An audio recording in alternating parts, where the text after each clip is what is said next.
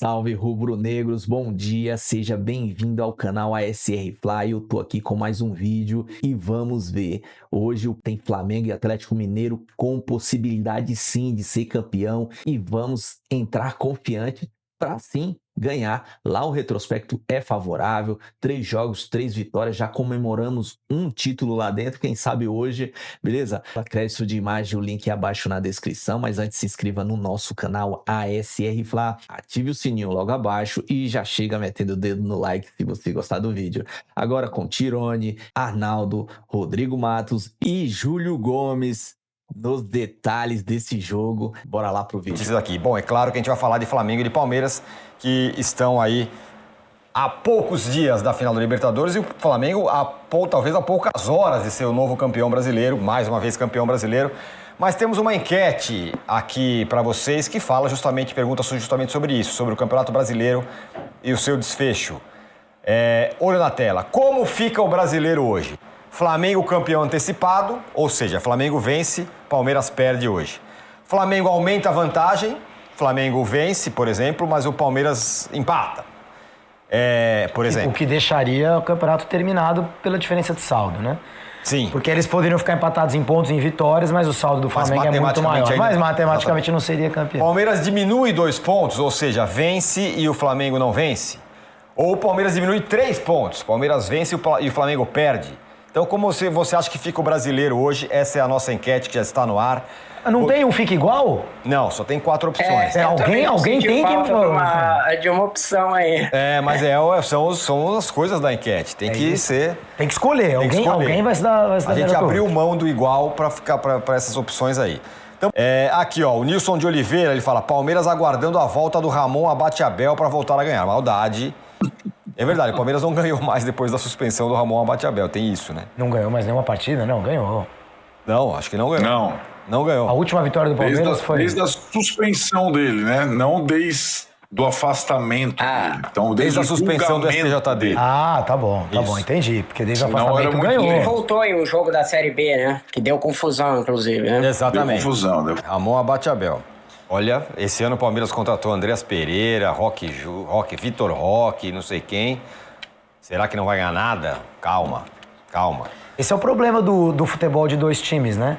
No futebol de 2 times, que tá todo mundo batendo palma, se um ganhar as coisas e o outro não ganhar nada, é pior do que pro resto dos times, que também não ganham nada, mas já não acham que vão ganhar mesmo. Já como eles não vão ganhar mesmo? Exato, você joga um campeonato de 2 que um ganhou tudo e o outro não ganhou nada. Esse negócio tem nome e sobrenome, você sabe, né? Aliás, nome só. Chama espanholização. Tô falando isso aqui há uns anos aqui. Já rolou. Eu sou ridicularizado. Você não sabe nada, você é burro. E eu tô falando que tá acontecendo isso. E o Ceará tem agora Cruzeiro, Flamengo e Palmeiras. O que nos traz para uma outra situação, que é a que eu sempre falo dos pontos corridos. Eu sei que isso não é um programa para debater formato de campeonato, mas parece justo para vocês que o campeonato inteiro enfrente o Palmeiras e o Flamengo disputando o título e o Ceará enfrente os dois, talvez com o título decidido? Muda completamente o status desses jogos. Sim. Então o Ceará teria uma vantagem gigantesca em relação aos outros, que... coincidência, e talvez não aconteça, porque talvez o campeonato não acabe hoje, mas os pontos corridos geram essas coisas. Quando se fala de justiça em pontos corridos, eu dou risada, porque o campeonato tem um monte de situações injustas. Time que joga contra o outro com portões fechados, time que joga contra time reserva porque vai ter Libertadores, porque vai ter Copa do Brasil, time que joga contra time desfalcado na data FIFA. Mas a lógica é justamente essa, Júlio. A lógica é que 38 rodadas tem um monte de coisas como essa que você acontece e elas são diluídas. Tem erro de arbitragem para um lado para o outro, tem não sei o quê, tem mandos de campo para um e para o outro, só que isso se dilui em 38 rodadas. Se isso acontece num jogo de mata-mata, decide ali a vida de um time que eventualmente é o melhor time do campeonato e o pior ganha. Então é óbvio que é mais injusto. E parece que é um campeonato que todo mundo dispute o título e ninguém dispute o rebaixamento. Só que isso aí não existe. Não existe lugar nenhum campeonato europeu, nem aqui, em nenhum lugar. Não, existe todo mundo disputando o título, e ninguém disputando o rebaixamento. O que não existe em lugar nenhum é a quantidade de aberrações que existem, como aqui no Brasil. De aberrações nesse sentido do que você está chamando de se dilui. Se dilui pra quem? O Vitória o Santos jogou agora contra o Palmeiras e contra o Flamengo disputando o título. O Ceará vai jogar com os dois sem disputar o título. Onde que tá diluído? Isso é uma circunstância, né? Não é, Mas é uma circunstância que sempre acontece. Não é acontece. o jogo, vou pegar um jogo aqui, os Corinthians vão ficar bravos. Não é o jogo do Márcio Rezende de Freitas que o cara decide um campeonato, por exemplo. Mas a gente começou o programa falando do Ramon Abateabel. Não é o jogo do Botafogo e Santos. Então a arbitragem também importa nos pontos corridos num campeonato que é decidido por 1, 2 pontos. Claro eu tenho uma teoria, eu hoje sou voto vencido e eu sei que os pontos corridos vão continuar essa porcaria que fez com que o Campeonato Brasileiro, entre outras coisas, fez com que o Campeonato Brasileiro fosse espanholizado e por aí vai. Agora, eu ainda tenho uma teoria que é o seguinte: se um time... Aí sim que seria uma diluição desses problemas. Se um time acaba, no máximo, 3 pontos na frente do outro, faz uma final, faz um jogo extra. Porque esses erros de arbitragem, essas questões, é que fazem com que depois de 38 rodadas, 1, 2, 3 pontos de diferença seja absolutamente nada entre dois times. Falando nisso, os 4 primeiros colocados do Campeonato Brasileiro têm exatamente a mesma pontuação no segundo turno, 31 pontos. E aí está a classificação geral do Campeonato Brasileiro, como está nesse momento. O Flamengo a um passo, bem perto do título. O Palmeiras ainda sonha. O Flamengo. E o Flamengo pode voltar a ganhar o Brasileiro hoje, como diz também a nossa enquete. Ele enfrenta hoje o Atlético Mineiro na MRV Arena. O Atlético Mineiro com pneu arriado, perdeu a Sul-Americana. E tem a chance de conquistar de forma antecipada o título que não vem desde o ano de 2020, certo? Que foi conquistado em 21.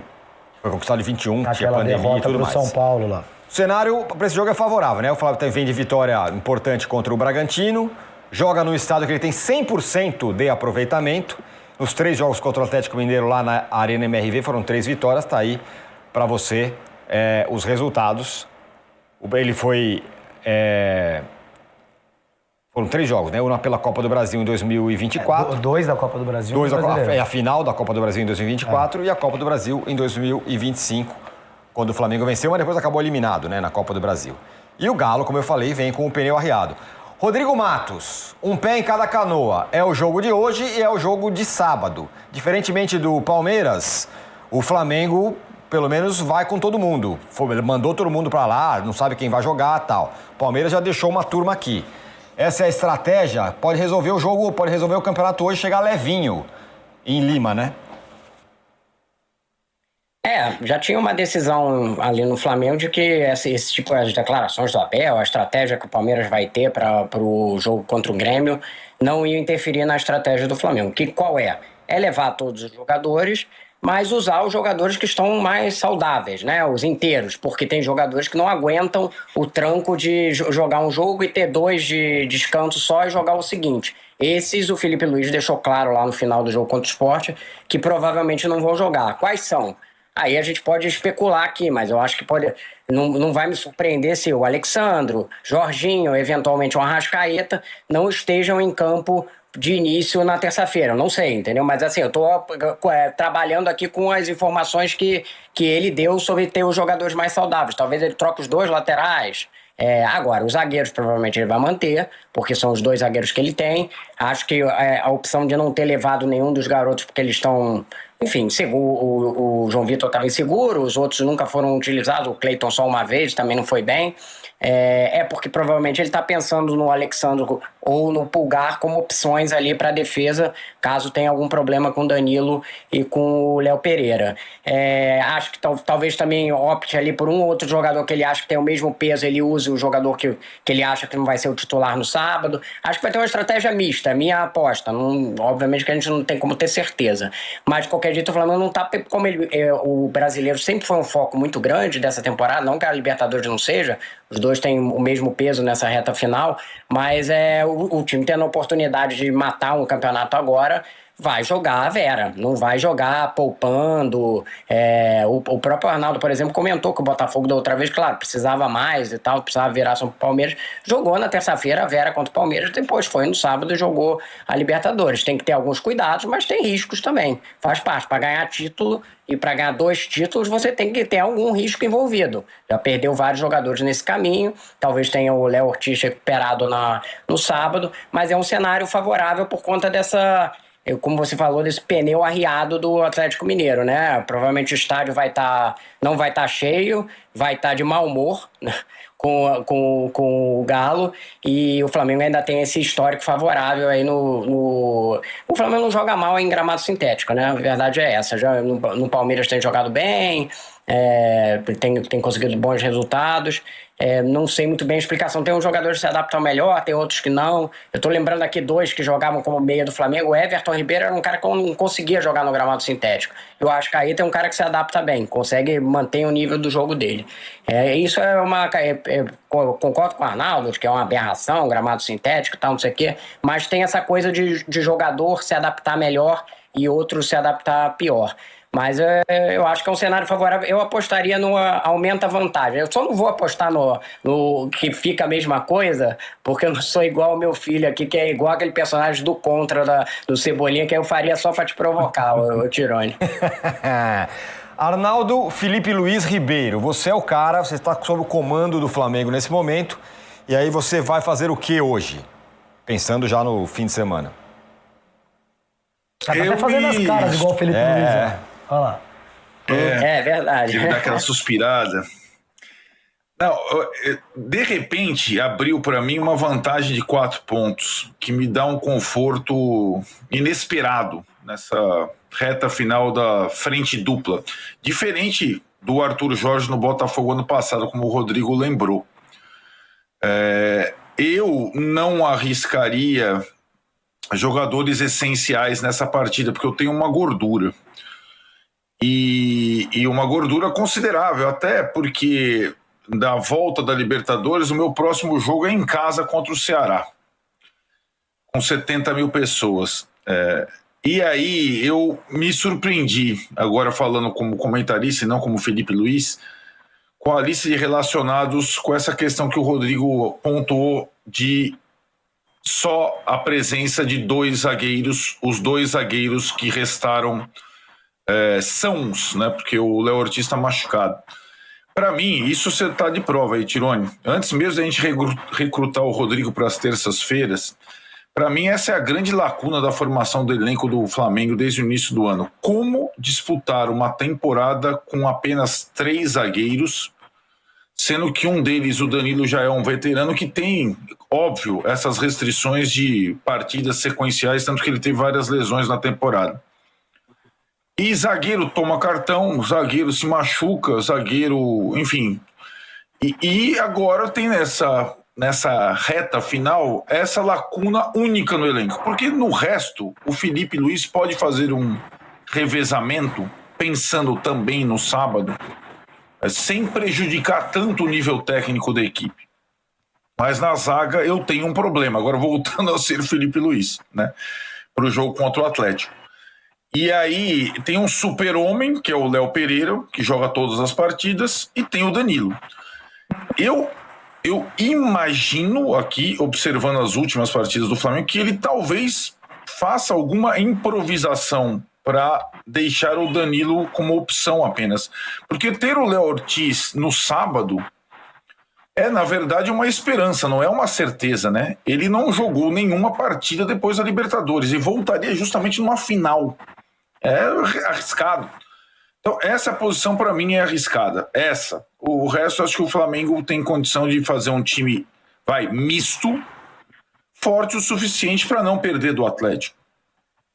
E se você quiser saber a minha opinião sobre a enquete, a minha impressão é que não vai acabar hoje e nenhum dos 2 times vai ganhar o jogo. Nem o Palmeiras, nem o Flamengo.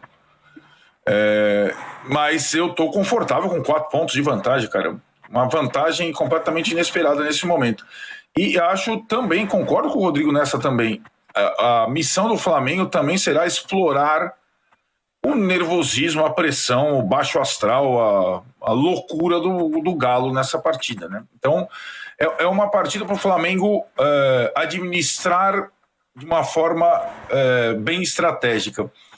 Para mim, analisando o que foi o brasileiro do Felipe Luiz até agora, as suas estratégias, ele errou, na minha opinião, numa rodada de uma forma assim, indiscutível. Foi a estratégia de Fortaleza.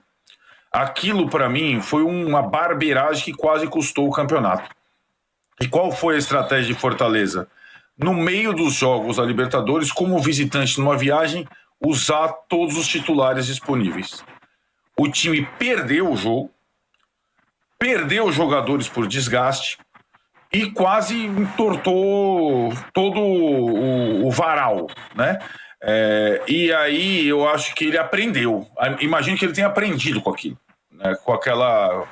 Porque muitas vezes você escalar o time do papel para uma partida em que as atenções estão divididas e que o desgaste físico vai ser grande, diminui suas chances de vitória e não aumenta suas chances de vitória. E eu adorei a estratégia dele, por exemplo, contra o Bragantino. Eu acho que ele fez certo. Fez uma mescla. Colocar o menino Everton, que muita gente no Flamengo não gosta, o volante da base, que é um touro, é um exemplo de saúde contra o Bragantino, foi um acerto retumbante. Então, para mim, o time de hoje à noite seria o Everton, o Plata, que não pode jogar no sábado, e mais 9. De preferência sem nenhum titular. Mas como não tem zagueiro suficiente, acho que ao menos o Léo Pereira vai pro jogo. Olha as chances de título, Júlio, por enquanto, nesse momento. De acordo com a Universidade Federal de Minas Gerais. Flamengo tem 86,5, Palmeiras 12,2, Cruzeiro 1,2. O Cruzeiro pensar, né? Imaginar que os caras iriam tropeçar tanto nessa reta final aí, se o Cruzeiro tivesse vencido uns joguinhos a mais, né? Mas e aí? Flamengo, vai como? Pra mim, bom, e aí a gente tá vendo na tela aí, né? Qual a combinação pro Flamengo ser campeão hoje, que é apenas uma, né? Ganhar do Atlético, o Palmeiras perder do Grêmio. Tironi, pra mim, fica óbvio que a melhor decisão para os dois é poupar todo mundo hoje. Você tem um jogo sábado, que é uma final de Libertadores, e um Campeonato Brasileiro que ficou resolvido. Na prática, ficou resolvido. Ainda pode? Claro que pode, sempre pode. Mas para o Palmeiras não teria sentido nenhum jogar com os titulares hoje. E para o Flamengo, ele tem mais elenco, ele tem mais margem de manobra, exceto, como disse o Arnaldo, na zaga. Mas ele tem mais margem de manobra, ele tem mais qualidade para garantir um bom resultado contra o Atlético Mineiro sem usar todos os titulares.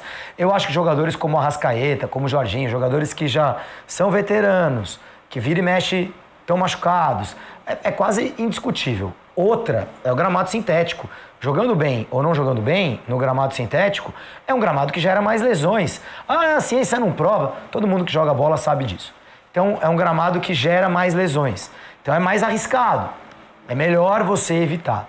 É importante lembrar que o Atlético Mineiro, a parte o título perdido para o Lanús, então eu não acho que o Galo seja tão galinha morta, sem querer fazer brincadeira com o apelido do time, como a gente considera. Ainda assim, o Flamengo tem que levar em conta a possibilidade de perder esse jogo, pensando no de sábado. E uma coisa que eu não entendo, assim, nos dias de hoje, nós, infelizmente, não temos mais acesso nenhum aos clubes.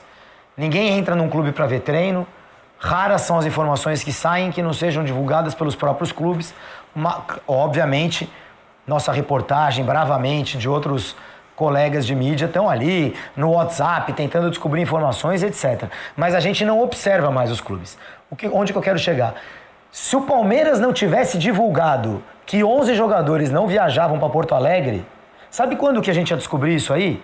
Na hora do jogo. Sim. Eu não entendo o Palmeiras ter cedido essa informação. O Palmeiras basicamente escalou o seu time titular para a final da Libertadores.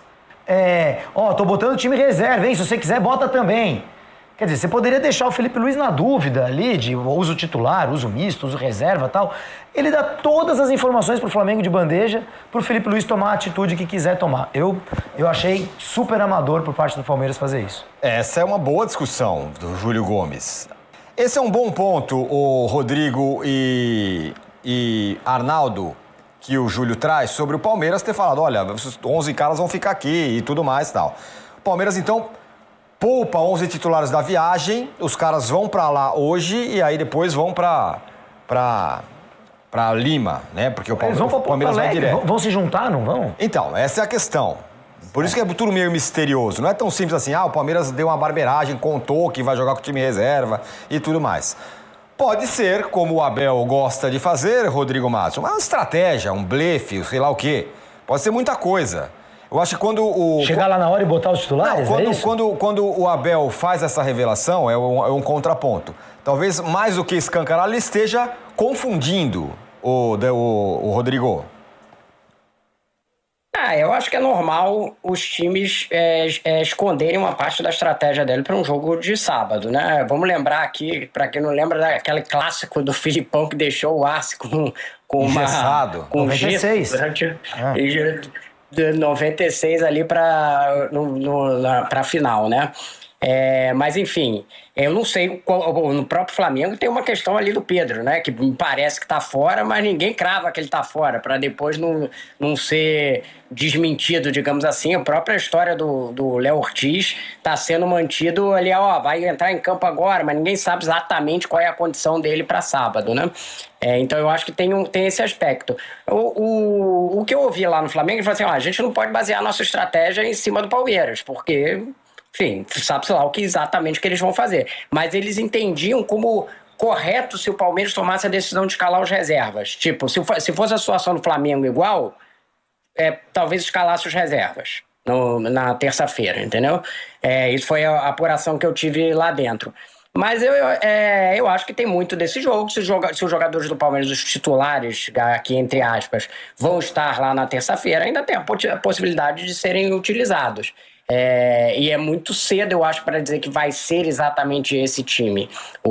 Lembrando que o Abel costuma tentar esconder mais, e o Felipe também. Eles entendem como importante esse negócio de não deixar claro ali o time deles. Ele deu um indicativo, será que esse indicativo é tipo um blefe de pôquer, ou é isso mesmo?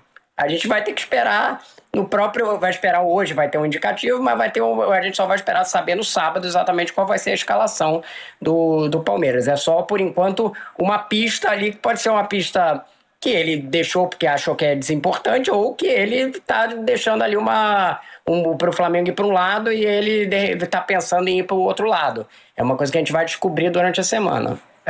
Só tem 2 blefes possíveis, né? Um que é em cima do que o Rodrigo falou, quer dizer, você finge que esse vai ser teu time titular, na hora H... Os caras. Mas o outro blefe seria... Chega na hora H, você, digamos, leva o Flamengo a jogar com reservas contra o Atlético Mineiro, e na hora H ele bota todo mundo, os titulares, pra jogar contra o Grêmio, e ganha de 4-0. Mas eu acho quase impossível que isso aconteça. Quero ver quem vai divulgar primeiro a escalação, que tem que divulgar uma hora antes ali, quem vai... Porque o Palmeiras divulgou hoje. Mas ele pode deixar os jogadores disponíveis, né, para o segundo tempo, coisa nesse sentido, né? Então, né, Júlia, é curioso, a gente não tem mais acesso aos treinos, mas tem uma coisa curiosa na cobertura atual. Quando o time joga como visitante, ele viaja, é mais fácil você apurar, mesmo aqueles times que não divulgam relacionados. O Flamengo divulga, o Palmeiras não. O que acontece? O repórter fica lá na porta do hotel. E além dessas imagens que a gente está vendo no dia do treino, ele fica observando todas as pessoas que entram no hotel. Opa, faltou um jogador. Então, normalmente é assim. E assim... a gente pôde cruzar ontem a informação do Palmeiras com aqueles que de fato não ingressaram no hotel em que o Palmeiras está concentrado em Porto Alegre. Então não é só um discurso jogar a toalha. O jogar a toalha significa delegar responsabilidades e tudo mais. Mas ele de fato, aí ele ganhou mais elementos para poupar jogadores nessa partida contra o Grêmio, porque o campeonato escapou das mãos. Ele sabe disso. Então ele reforça toda a atenção para a final da Libertadores. E aí eu não acho que seja... essa é apenas uma constatação. Eu acho que ele vem lamentando muito isso, porque é difícil, sabemos, mas aconteceu 2 vezes na história recente. Um time ganhar os 2 principais torneios na América do Sul, a Libertadores e o Campeonato Brasileiro. Aconteceu com o Flamengo do Jorge Jesus, e ano passado, o Botafogo do Arthur Jorge. Curiosamente, 2 outros portugueses. O Abel, no 5º ano dele, ele não conseguiu ganhar as 2. E esse ano dava a pinta de que ele poderia conseguir. Então isso está, para mim, gerando, as entrevistas mostram uma grande frustração. Ele não foi capaz de lidar com as 2 frentes, né? E isso está acabando, agora ele vai concentrar na frente que resta a ele. a Libertadores da América. Olha, lá em Lima já tem torcedor do Flamengo, já tem torcedor do Palmeiras e nossa equipe está arrumando para lá. E o Danilo Lavieri está a caminho e tem um recado para dar para a gente porque, lamentavelmente, cenas de violência já estão acontecendo lá na capital do Peru. Eu estou aqui em Bogotá, a caminho de Lima, e na escala eu já tive umas conversas com alguns torcedores, recebi alguns vídeos de uma notícia nada legal. Em Lima já está acontecendo confusão entre palmeirenses e flamenguistas, especialmente nos bairros de Barranco e Miraflores, que são dois dos bairros mais turísticos ali da cidade. E olha aqui, a gente está falando aqui, eu estou aqui gravando esse vídeo para vocês na terça-feira, estou aqui em Bogotá, e essas confusões foram registradas na segunda-feira. Afinal, é só no sábado. O número de torcedores que já está em Lima ainda é pequeno, ou seja, essa situação pode só piorar. Por enquanto, os registros que eu tive acesso, as conversas que eu tive, foram pequenas confusões, até rolou ali uma troca de soco, um chute, mas não teve aquela briga coletiva que a gente acostuma ver entre torcidas organizadas. Foram brigas menores. Vale a gente destacar que a Polícia de Lima vai ser reforçada nos próximos dias e que há uma previsão de brigas maiores e tal, dependendo da gravidade da briga, pode até colocar torcedor na cadeia. Saindo lá de São Paulo, na noite de ontem, chegando aqui em Bogotá também, eu encontrei muitos palmeirenses, muitos flamenguistas. Tô para te dizer até que encontrei mais flamenguistas do que palmeirenses. Então, a cidade só vai receber cada vez mais gente até o dia do jogo. As organizadas ainda nem chegaram. Então é importante a gente fazer esse alerta. Já tem briga, já tem soco, já tem chute e vai piorar a situação. Relato de briga, a gente vai mostrar aí dos vídeos que surgiram aí de confrontos não, né? Na verdade um desentendimento ali entre palmeirenses e rubro-negros, Júlio Gomes. Bom, não é uma cena incomum. Que surpresa, né? Não é que a gente estava, meu Deus, aconteceu. E detalhe, as organizadas ainda não chegaram. Vão chegar ao longo da semana aí, o que tende a deixar o clima mais tenso, meu caro. Eu espero que a polícia peruana realmente coloque todos esses caras na jaula e aí depois a gente vai ficar naquela, igual os coitadinhos lá de Oruro, lá, né? Os corintianos lá na Bolívia, puxa vida, os brasileiros presos no exterior e etc. Eu espero que a polícia peruana pegue essa turma toda aí, e bote na cadeia. Agora, espero também que tenha havido alguma conversa entre polícia peruana e polícia federal aqui do Brasil, polícias do Brasil de uma forma geral, porque esse jogo é explosivo em qualquer lugar do mundo. Sim. Torcidas de Palmeiras e de Flamengo se detestam desde antes dessa rivalidade esportiva atual, né? Isso, quem vive futebol sabe, assim, tem as alianças entre torcidas, etc. Palmeiras e Flamengo sempre foi uma rivalidade muito forte entre organizados e por aí vai. Então, é um jogo explosivo e 10 mil de um, 10 mil do outro, é óbvio que tem uma chance enorme de dar chabu e precisa tomar cuidado. Só queria dar uma palhinha no que o Arnaldo disse da questão tática do Palmeiras.